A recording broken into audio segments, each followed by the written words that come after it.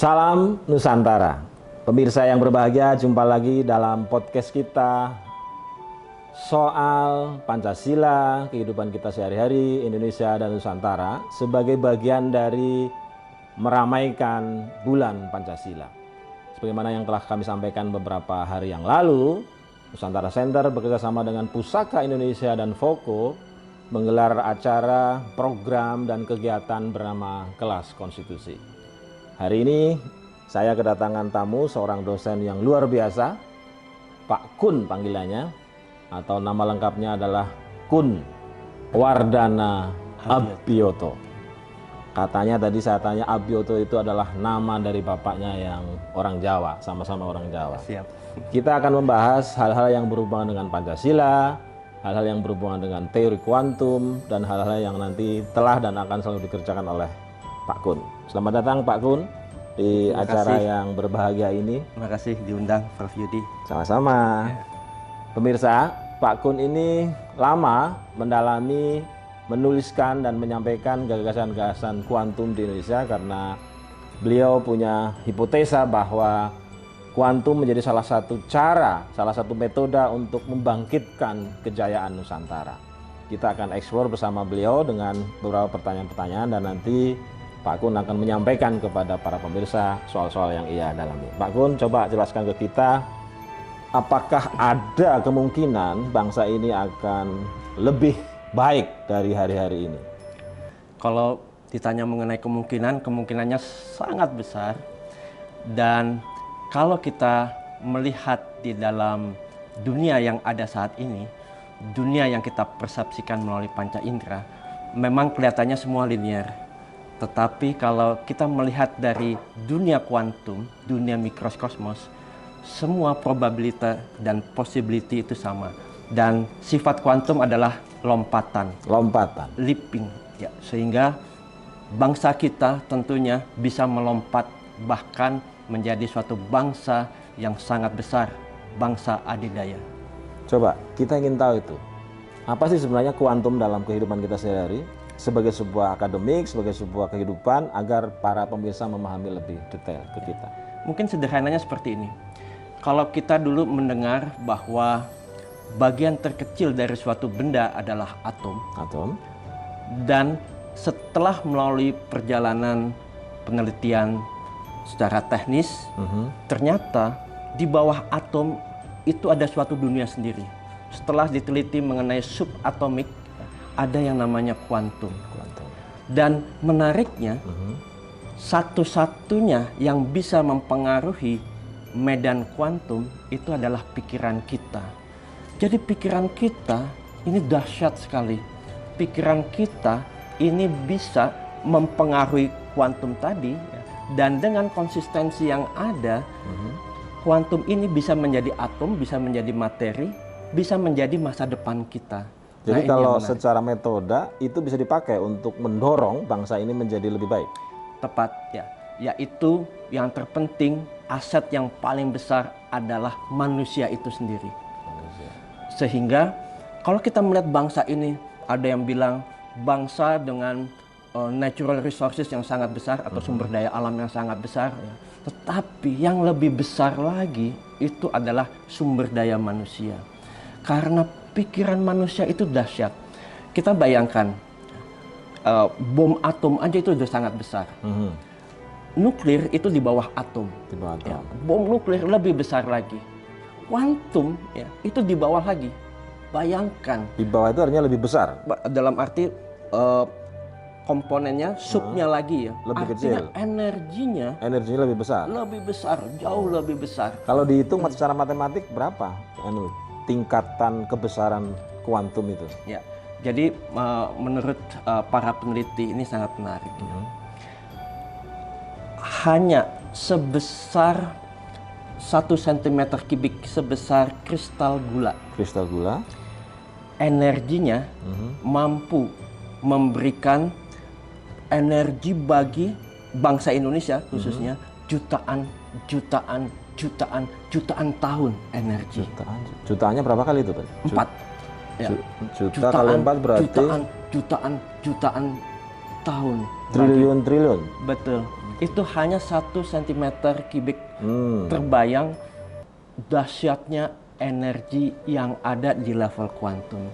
Maka dari itu bila kita bisa manfaatkan pikiran manusia kita dengan vibrasi yang tepat, dengan frekuensi yang tepat, dan kalau jumlahnya ini bisa besar, ya, kita bayangkan betapa dahsyatnya energi yang ada di kuantum itu, dan ini menjadi cikal bakal realita masa depan bangsa Indonesia. Coba gini Pak Gon, jelaskan ke kita step-stepnya bagaimana itu. Misalnya pertama apa yang harus dilakukan, kedua, ketiga, keempat, sehingga gagasan kuantum sebagai metode memajukan Indonesia itu bisa merealitas. Betul. Jadi yang utama itu adalah bagaimana kita bisa menyamakan vibrasi. Jadi di antara manusia ini harus disamakan dulu vibrasinya. Betul. Ya. Oke. Artinya pemikiran manusia atau masyarakat Indonesia ini perlu dilakukan pemahaman yang benar, dan sebetulnya nafas Pancasila bila diterapkan secara optimal itu sudah memberikan vibrasi yang sangat besar. Dan apalagi ya, bila sila ketiga ya kita jalankan, yaitu persatuan ya, berbasis kemanusiaan ini, bahwa kita semua sama-sama manusia, apakah itu sukunya berbeda, agamanya berbeda, etnisnya berbeda, ya. Tetapi kita mendasari pada bahwa kita adalah human, semuanya human, kita bersatu secara, apalagi berbasis sila pertama secara spiritual, yang disebut sebagai persaudaraan spiritual, kita bersatu bersama.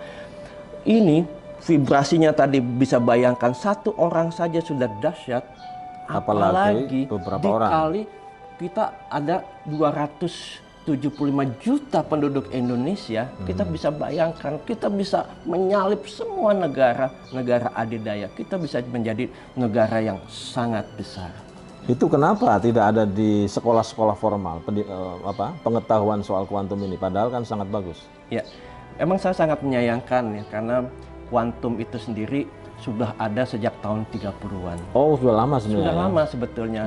Dan semua gadget yang kita miliki, komputer kita, laptop kita, handphone kita, nggak akan bisa saat ini bisa diproduksi kalau tidak terbukanya mekanika kuantum. Ya. GPS kita, ya, kenapa bisa juga menggunakan pola-pola mekanika kuantum. Nah, ini yang kita sayangkan, bahwa kalau ini diajarkan sebaik mungkin di kurikulum pendidikan di Indonesia, ini luar biasa. Kenapa itu tidak diajarkan sekarang? Saya melihatnya bahwa ini memang harus dipicu ya. Jadi mekanika kuantum ini harus dipicu sedemikian sehingga sejak dari awal, bahkan sejak dari kecil, ini sudah diarahkan bahwa kita perlu berpikir kreatif, berpikir bukan lagi linear, berpikir melompat, sehingga ya, masyarakat Indonesia bisa tadi menyongsong keemasan bagi bangsa Indonesia. Jadi sepertinya ada pihak-pihak tertentu yang tidak ingin kita melompat, sehingga metode kuantum ini tidak berkembang, tidak dikembangkan, tidak diajarkan, begitu?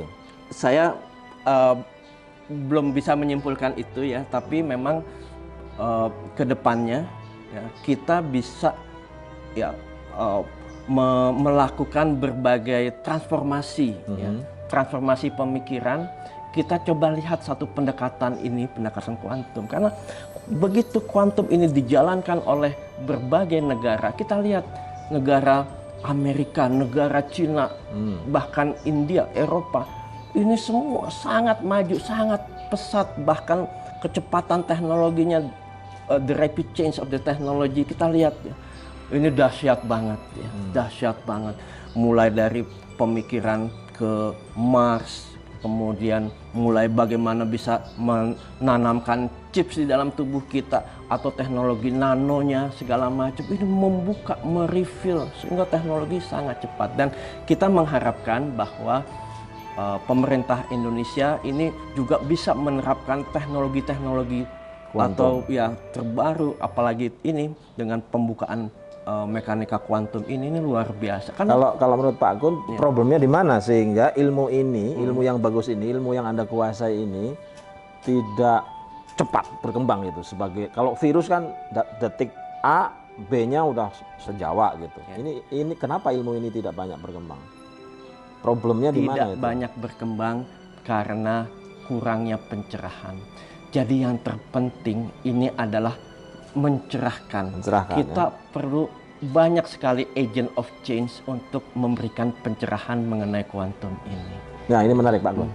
Kelas kita itu salah satu targetnya kan mencerahkan peserta. Dan kemarin ketika Pak Kun datang di acara kelas kita itu, saya melihat sendiri teman-teman itu antusias dan merasa mendapatkan pengetahuan baru. Kalau Pak Kun ditantang, misalnya menteri datang nih, Pak Kun, aku beri tugas padamu untuk ceramah di seluruh kampus gitu, Anda bersedia? Siap ya. Gitu ya. Siap ya. Karena saya melihat pendekatan kuantum ini sangat menarik. Mungkin saya mau mengambil contoh ya. Saya dulu waktu masih kecil, saya kuliah usia 12 tahun. 12. Ya. 12 tahun kuliah ya? 12 tahun kuliah.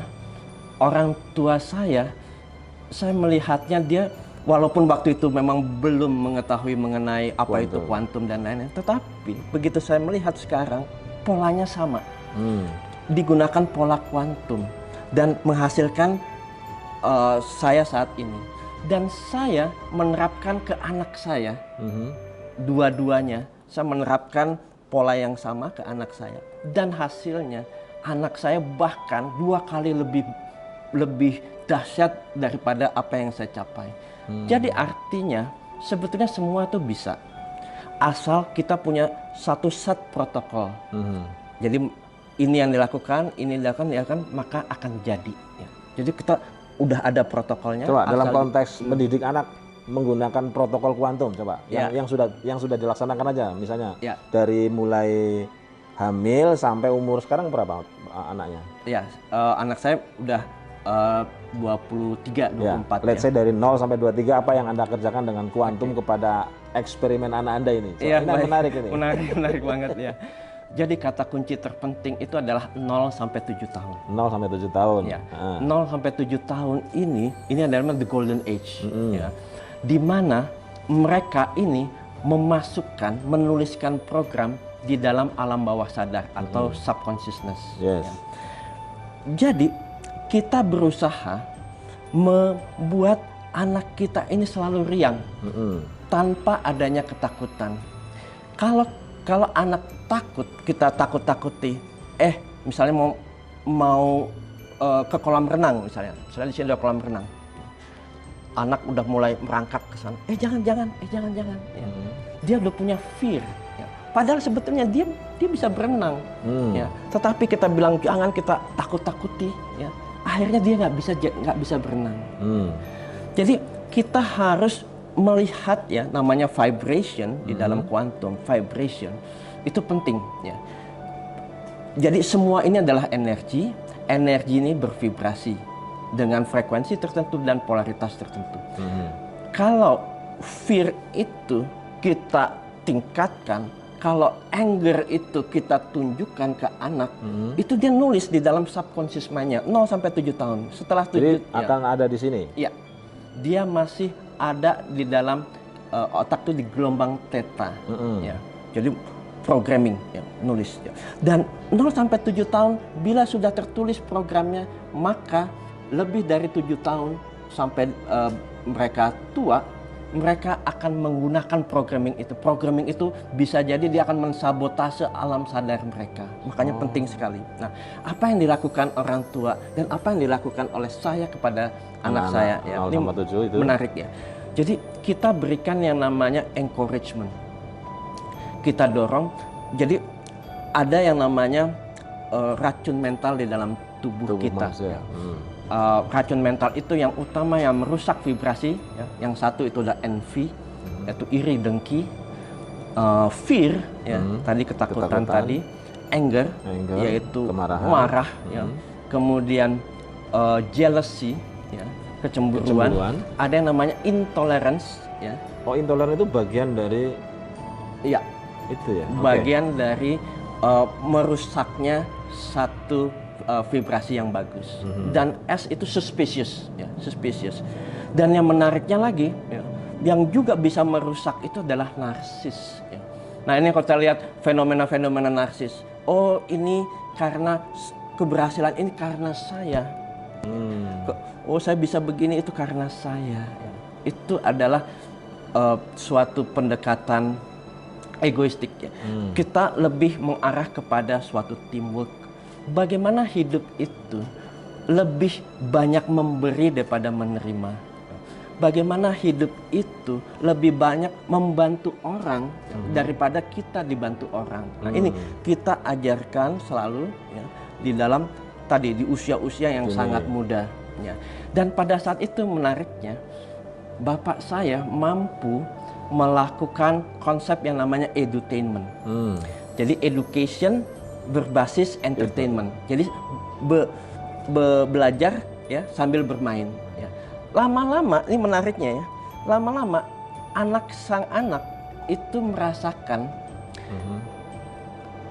kalau belajar adalah bermain, ya. Kalau gitu saya nggak ada missing apa-apa, teman-teman pada bermain. Tapi saya menganggap ini adalah belajar, ini adalah permainan. Jadi lama-lama kita terbiasa yang namanya dengan education-nya. Ya. Jadi pada saat itu saya nggak missing apapun. Ya. Saya tetap bermain karena saya lihat belajar itu adalah bermain. Ya. Sehingga ya sampai saat ini, dan juga bahkan anak-anak saya yang sarjana di usia muda juga tidak merasakan masalah psikologis. Kita juga melakukan kegiatan sosial dengan baik, ya. Tetapi di sini pada intinya kita sudah menanamkan vibrasi-vibrasi yang bagus tadi. Racun-racun mental tadi, hambatan psikologis tadi yang ada di dalam diri sang anak itu bisa dibuang sebanyak-banyaknya. Ya, itu yang penting. Ya. Karena dengan itu, bila vibrasinya bagus, ya, maka sesuai dengan mekanika kuantum, semua vibrasi yang ada di sekitar kita, entah ini meja, tumbuh-tumbuhan, angin, udara, semua, ya, itu akan mendukung sepenuhnya apa yang kita inginkan. Itu rahasianya. Jadi rahasianya adalah menciptakan vibrasi yang bagus, menghilangkan mental-mental yang buruk, mengajak yang lain supaya dalam vibrasi yang sama. Betul. Saya bisa buktikan kenapa ini bisa orang percaya terhadap ini itu setelah melalui konsep teori yang namanya the double slit, ya, celah ganda. Ya. Begitu para peneliti melihat di level mikrokosmos, di level kuantum, menembakkan berbagai foton melalui dua celah, ternyata hasilnya ini yang menarik, ya, 1 tambah 1 gitu, ya. Ternyata, ya, hasilnya bisa 2, bisa mau berapa, mau 60, mau berapa yang lain, even 1000 gitu, ya, atau lebih besar lagi. Semuanya tergantung apa, Prof? Tergantung yang mengamati. Tergantung pengamatnya. Tergantung pengamatnya. Ya, kalau pengamatnya yakin, believe dia itu adalah 2, maka yang dia lihat, yang hasilnya itu yang termanifestasi adalah 2. Kalau dia believe itu adalah 50, maka hasilnya itu adalah 50. Jadi semua yang ada, ini semua bervibrasi, benda-benda yang ada bervibrasi, dia subjektif melihat siapa yang mengamati. Kalau yang mengamati itu dia memiliki vibrasi yang tepat dengan mereka, maka akan terjadi interferensi gelombang itu, sehingga dia akan menopang, dia akan membantu semua usaha kita menuju tujuan kita. Ya, ini sangat menarik, ya. Nah, dengan teori observer effect ini, jadi efek pengamat ini, ya, kita membuktikan bahwa pikiran manusia ini dahsyat. Apalagi di dalam mekanika kuantum mengenal adanya namanya entanglement. Kalau kita punya vibrasi yang bagus, kita bisa terhubung ke berbagai komponen, ya, entah itu manusia di lokasi yang dekat atau lokasi yang jauh, ya. Entah itu bumi, ya, magnet bumi bisa terpengaruh oleh vibrasi positif kita, artinya kita menyedekahkan gelombang elektromagnetik kepada bumi kita, atau juga semua planet-planet yang ada. Jadi entanglement ini luar biasa. Pikiran yang sederhana saja bisa memicu berbagai hal yang sangat besar. Itu yang disebut sebagai butterfly effect, efek dari kupu-kupu. Nah, ini luar biasa. Kita bayangkan kalau bangsa Indonesia ini memiliki manusia-manusia yang sadar akan Pancasila, bayangkan efeknya yang sangat besar. Dan saya sangat meyakini bangsa Indonesia bisa menjadi negara adidaya asalkan Pancasila bisa diterapkan, asalkan tadi kita memiliki persaudaraan yang sangat kuat satu sama lain, bersatu dalam naungan bangsa dan negara Indonesia. Menarik, Mas. Coba sebelum saya akhiri, ini kan tadi Pak Kun bilang kuncinya belief, kuncinya percaya. Dalam Pancasila itu seluruh sila-silanya kan juga harus didasari percaya. Tapi Pak Kun, akhir-akhir ini kan sepertinya semua orang itu distrust. Partai A tidak percaya sama partai B, pemerintah tidak percaya sama masyarakat, masyarakat tidak percaya sama pemerintah. Jadi menurut Mas Kun ini sebenarnya bisa diselesaikan ya distrust itu kalau Pancasila ini bisa divibrasikan dengan metode-metode kuantum. Betul, kuncinya pencerahan. Pencerahan ya. Semakin tadi memisahkan diri satu sama lain, semakin ini melawan hukum kesemestaan, hukum alam. Ya. Karena begitu kita melihat di dalam dunia kuantum, itu adalah dunia yang penuh harmoni, dunia yang penuh dengan persatuan. Ya. Itu kalau saya ibaratkan ini seperti tubuh kita, tubuh manusia. Jadi kita melihat, merefleksikan kepada diri sendiri. Ya. Coba bayangkan, ya, satu organ tubuh misalnya jantung, dia memiliki sel-sel. Sel-sel tersebut di dalam organ jantung itu, bayangkan ya, kalau sel-sel ini ada yang korupsi misalnya, ya, atau ada yang mendominasi satu sama lain. Ya. Coba bayangkan bagaimana hasil daripada organ jantung ini. Dia bekerja bersatu secara harmonis ya, organ ini. Dan begitu dia menjadi organ jantung juga bersinergi harmonis terhadap organ-organ yang lain, dengan liver, dengan paru-paru dan lain-lain. Coba bayangkan, andaikan dia memisahkan diri tadi, ya. Makanya kita mengenal di dalam mekanik kuantum yaitu singularity. Jadi satu kesatuan, satu keesaan di dalam suatu sistem. Semakin kita memisahkan diri, semakin kita, saya ini adalah A, saya adalah kelompok A, ya. Saya tidak mau terhubung ke kelompok B, saya eksklusif. Ya. Disinilah letak mulai munculnya tadi ketidaksinkronan dan juga ketidakkoherensian yang menyebabkan tadi lambatnya percepatan kemajuan bangsa.